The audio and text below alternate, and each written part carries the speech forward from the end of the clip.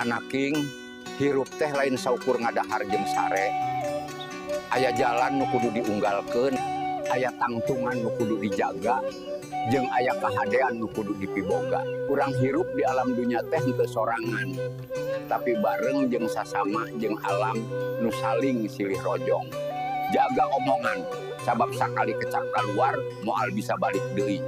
Kecap teh kawas panah, lamun salah lempang.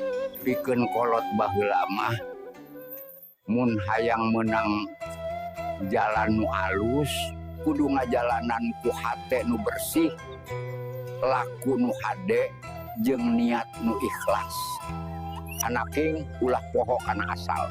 Sakumaha luhurna tangga nu kumaneh naek tetep kudu eling kana taneuh nu jadi dasar. Nu ngajarkeun huruf mimiti, nu ngasuh ti leutik, nu ngajaga nepi ka dewasa, eta nu kudu diutamakeun.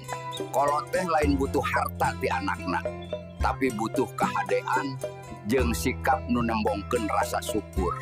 Lamun maneh menang pangkat, menang kahormatan, ulah jadi angkuh. Sabab sagala nu aya di dunya ngan titipan.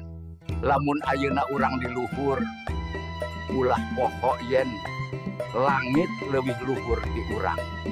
Tuturkeun jalan kahadean, sabab kahadean moal paeh, jeung inget sagala nu urang tanem eta nu bakal urang tuai.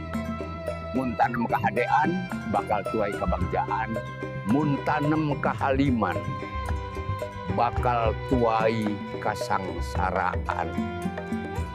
Hatur nuhun tos lalajo nepi ka lekasan, mugi aya mangpaatna kanggo sadayana. Upami aranjeun resep kana caritana, pencet tombol subscribe sareng tombol sukanya.